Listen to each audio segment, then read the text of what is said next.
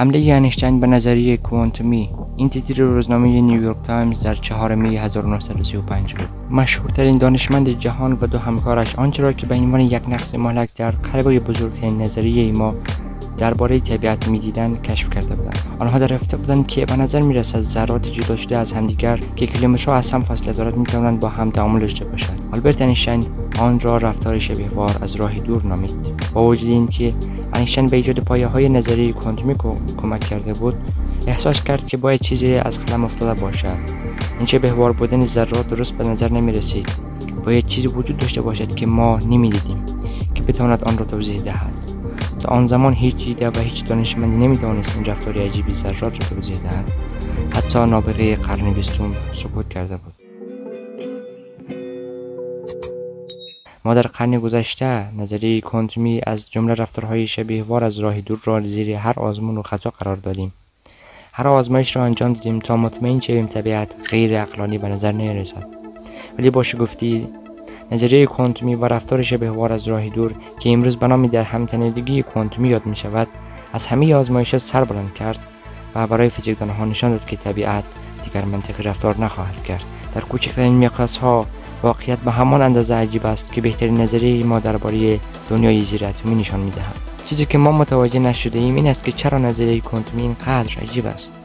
فیزیکدانان مدت هاست که بنیان‌های آن را در جستجوی پاسخی بررسی کردند. اخیراً این تلاش‌ها به یک شگفتی بزرگ تبدیل شده است. فرضیه جدیدی به نام تئوری تقریباً کوانتومی که حتی عجیب‌تر از نظریه اصلی یا همان نظریه کوانتوم است. چیزی که واقعاً مرا هیجان زده می‌کند این است که ممکن است در آستانه آزمایش آن باشیم. اگر بگذرد روزنامه‌ها از شگفتی علمی قرن خبر می‌دهند. اگر ویدیوی قبلی ما را درباره آشنایی با نظریه کوانتوم و پدیده‌های آن را ندیدید، پیشنهاد می‌کنم که روی لینک بالا کلیک کنید و با پدیده‌های کوانتوم آشنا شوید. نظریه کوانتومی با دنیای ذرات زیر اتمی سر کار دارد و رفتار آنها را با دقت بی‌نظیری توصیف می‌کند. اغلب از آن به عنوان بی‌نظیرترین نظریه علمی یاد می‌شود. یکی از جنبه‌های عجیب آن این است که ذراتی از زیر اتمی می‌توانند در ابری از حالت‌های احتمالی به نام برهم‌نهی وجود داشته باشند. قبل از اندازه‌گیری هر جسم کوانتومی مثلا نور، این واقعیت وجود دارد که نور می‌تواند هم به عنوان یک ذره و هم به عنوان یک موج همزمان رفتار کند. اما این رفتار شبیه‌وار از راه دور اینشتین است که به طور صحیح‌تر به نام ناموضعیت شناخته می‌شود. دو ذره بردارید و آن را بر روشی که در همتنیدگی کوانتومی می‌گویند هر دو را در هم تنیده کنید و هر دو را در فواصل دور از هم قرار دهید. اگر شما یک از این ذرات را اندازه‌گیری کنید و اطلاعاتی در مورد آن به دست بیاورید، در این حال می‌توانید از وضعیت ذره دیگر نیز آگاهی پیدا کنید. یک مثال خیلی ساده: اگر این دو ذره را در رنگ‌های آبی و سبز باشد، تا زمانی که شما یک از آن را مشاهده نکردید، همزمان هر دو رنگ را دارا میباشد. یعنی هم سبز و هم آبی است، هر دوی آنها. ولی وقتی که یکی از آن را مشاهده می‌کنید و مثلا رنگ ذره آبی است، همان لحظه می‌فهمید که ذره دیگر رنگش سبز است. فرقی ندارد ذره دیگر 1 کیلومتر از شما فاصله دارد یا میلیون‌ها سال نوری. آزمایش بل. برای درک کاملتر ناموضوعیت و بررسی حکایتی درباره جوراب‌های عجیب و غریب می‌پردازیم که اولین بار توسط فیزیکدان ایرلندی جان بیل که درک ما از جهان کوانتومی را بسیار ارتقادات بیان شد. بیل متوجه شد که همکارش عادت دارد جوراب رنگی متفاوت بپوشد. این به این معنی بود که به محض اینکه دیدید که یکی از جوراب‌های بیلتزمن برای مثال گلابی است، پس می‌دانستید که جوراب دیگر رنگش حتما متفاوت خواهد بود. بیل فکر کرد که به طرز مشکوکی شبیه در همتنیدگی است. این باعث شد که فکر کند در همتنیدگی واقعاً آنقدر که به نظر می‌رسید عجیب است. حکایت جوراب‌ها را می‌توان به راحتی با انتخاب‌های بیلتزمن در هنگام لباس پوشیدن توضیح داد. آیا می‌توان مطابقت بین ذرات در همتنیده را به طور مشابه از پیش تعیین کرد؟ بنابراین توسط فیزیک غیر کوانتومی روزمره توضیح داده خواهد شد. نبوغ بیل این بود که به این سوال با چیزی که به نام آزمایش بیل معروف است پاسخ داد. این شامل در همتنیدگی دو ذره و فرستادن آنها به آزمایشگاه‌هایی است که می‌توان آنها را به دو روش مختلف اندازه‌گیری کرد. هر آزمایشگاه یک اندازه‌گیری انجام می‌دهد بدون اینکه بداند آزمایشگاه دیگر کدام یکی را انتخاب کرده است و از آن برای پیش‌بینی چیزهایی در مورد نتیجه اندازه‌گیری آزمایشگاه دیگر استفاده می‌کند. با آن به عنوان نسخه کوانتومی نگاه کردن به جوراب گلابی و پیش‌بینی اینکه جوراب دیگر گلابی نیست فکر کنید. آنها این کار را بارها انجام می‌دهند و تعداد پیش‌بینی‌های صحیح را می‌شمارند. بیل نشان داد که اگر در همتنیدگی را بتوان با فیزیک غیر کوانتومی روزمره توضیح داد، در بیش از 75% از مواقع در آزمایش بیل به جواب درست می‌رسید. با این حال وقتی آزمایش بر روی ذراتی در همتنیده کوانتومی انجام می‌شود، پاسخ درست در 85% مواقع ظاهر می‌شود، یعنی 10% بیشتر از فیزیک غیر کوانتومی. بنابراین آزمایش بیل راهی برای تعیین کمیت عجیب بودن همبستگی‌های بین ذرات کوانتومی بود و نشان داد که آنها واقعا فراتر از هر چیزی هستند که بتوانیم با استفاده از فیزیک کلاسیک توضیح دهیم. در حال حاضر آزمایش بیل نقش کلیدی در توسعه یک آزمون ایفا می‌کند. نقش کلیدی را در توسعه مجموعه‌ای از ایده‌ها حتی عجیب‌تر از نظریه کوانتومی بازی می‌کند. این ایده‌ها 30 سال پیش پیدا شدند، زمانی که محققان به این فکر افتادند که آیا یک اصل واحد در قلب نظریه کوانتومی وجود دارد یا خیر. برای اینکه بفهمید چرا این مهم است، نظریه کوانتومی را با نظریه نسبیت خاص اینشتین مقایسه کنید. نسبیت خاص اساساً بر طبق این اصل اساسی ساخته شده است که هیچ چیز نمی‌تواند سریعتر از نور حرکت کند. اگر نظریه کوانتومی را بتوان به طور مشابه از یک اصل نوع جوهر کوانتومی مشتق کرد که تا هنوز نتوانسته‌ایم، ممکن است به ما نشان دهد که این عجایب دنیای کوانتومی از کجا سرچشمه می‌گیرد. سال 1994 میلادی ساندوسکی پوپسکو در دانشگاه بریستول انگلستان و دانیل رورلیچ در حال بررسی این موضوع بودند. آنها به یک نظریه بالقوه فیزیک رسیدند که از نظر ریاضی فقط دو اصل ساده را پیشنهاد می‌داد.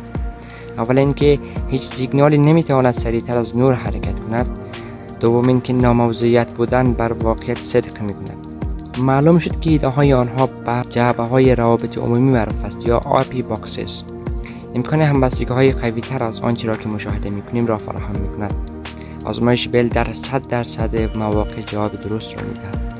ظاهراً اشتباه است، اما جعبه‌های روابط عمومی یا RP boxes از فرضیه‌های معقولی شروع شدند. پس چرا اشتباه بود؟ این نتیجه تا حد زیادی برای مدت مورد توجه قرار نگرفت، اما کمی بیش از یک دهه پیش برخی از فیزیکدانان شروع به بررسی بیشتر کردند. یکی از آنها میگل نواسکوئز بود که در مؤسسه وین نیز کار میکرد. در سال 2009 او نیز تصمیم گرفت که قواعد نظریه کوانتومی را دوباره بازنویسی کند. این بار او اصل را چیزی جدید قرار داد. اصل اول را به نام مکان مایکروسکوپی شروع کرد. همچنین اصل دوم میگوید که وقتی از اجسام به اندازه ذره به دنیای بزرگتر و میکروسکوپی میرویم، قوانین فیزیک کلاسیک ظاهر میشوند و ناموضوعیت بودن از بین میرود. آزمایش بیل تحت این فرضیه ها نشان داد که پاسخهای صحیح برای ذرات در همتنیده باید کمتر از 100% مواقع رخ دهد. این نشان داد که جعبه‌های روابط عمومی یا RP boxes از ریل خارج شدند، زیرا اصل موضوعیت بودن میکروسکوپی را نقض می‌کند. اکنون این احساس وجود داشت که این تحقیق ممکن است ما را به یافتن ماهیت نظریه کوانتومی نزدیکتر می‌کند. در همان سال تیمی به رهبری مارسین پولوسکی در دانشگاه گدانسک در پولند در فن بازنویسی یا فرمول شده را دوباره امتحان کردند. این بار از یک اصل واحد به نام علیت اطلاعات شروع کردند.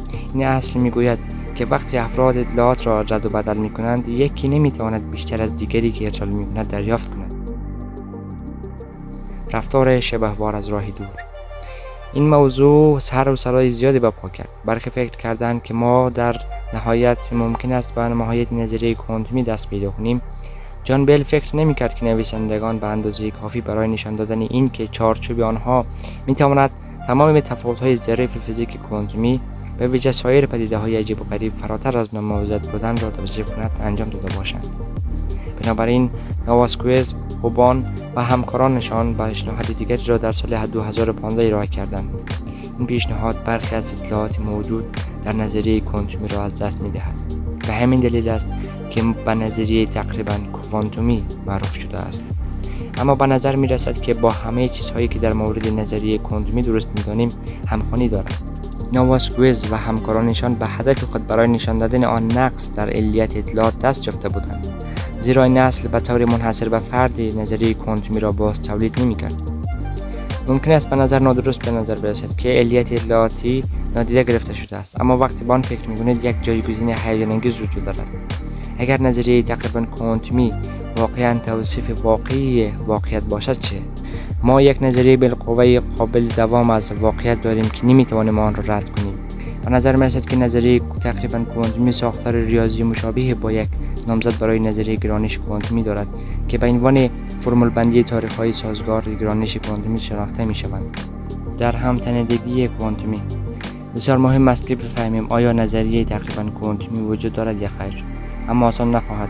در موقعیت‌های خاص ذرات می‌تواند همبستگی قوی‌تری نسبت به آنچه که تاکنون مشاهده کرده‌ایم داشته باشند، اما طبق تعریف کنترل و کار با سیستم‌های ذراتی درگیر دشوار خواهد بود. یک راه برای آزمایش آن ممکن است انجام نسخه‌های از آزمایش بیل با 3 ذره به جای 2 ذره باشند. تنها مشکل این است که ما هنوز نمی‌دانیم چه نوع ذرات برای چنین آزمایش‌هایی بهتر است. موارد آشنا مانند الکترون‌ها یا فوتون‌ها احتمالاً چیز زیادی را پنهان نمی‌کنند. اما نواسکوئز میگوید سیستم‌هایی از ذرات کوانتومی وجود دارد که ما همیشه برای کنترل آنها تلاش کردیم. ذرات مانند کایون که از کوارک‌های تشکیل شده‌اند که بر روش غیر عادی در کنار هم قرار گرفتند و او فکر می‌کند که اینها ممکن است فیزیک پسا کوانتومی را پنهان کنند. هابان میگوید مکان دیگری که میتوان آن را جستجو کرد داخل کامپیوترهای کوانتومی است. در دوران این ماشین‌ها ذرات زیادی برای شایع برهم کنش می‌کنند که ما همیشه نمی‌توانیم آن را درک کنیم. هابان میگوید خوشحال می‌شوم اگر شروع به ساخت این کامپیوترهای کوانتومی کنیم و ناگهان آنطور که باید رفتار نکنند. این میتواند نشانه از نظریه تقریبا کوانتومی باشد. نواسکوئز موافق است که نگاه کردن به سیستم‌هایی که در آن تعداد زیاد ذرات در حال تعامل هستند ممکن است نتیجه داشته باشد. او در حال صحبت با گروهی از آزمایشگران در چین است تا بررسی کند چگونه میتواند چنین سیستمی را طراحی کنند و آنها را آزمایش کنند. انیشتین مشتاقانه امیدوار بود که رفتار شبیه‌وار از راه دور نقصی باشد که در نهایت نشان دهد مکانیک کوانتومی اشتباه است. او نمیدانست که یک قرن بعد ممکن است در آستانه یافتن یک نظریه حتی عجیبتر و وحشتناکتر از نظریه کوانتوم باشیم. نظریه‌ای که انیشتین 30 سال برای آن تلاش کرد و به نتیجه نرسید و نتوانست معماهای آن را حل کند. برای دیدن ویدیوهای بیشتر کانال ما را سابسکرایب کنید. اگر از این ویدیو خوشتان آمده است لایک کنید و نظری اگر دارید و یا سوالی دارید در بخش کامنت بنویسید.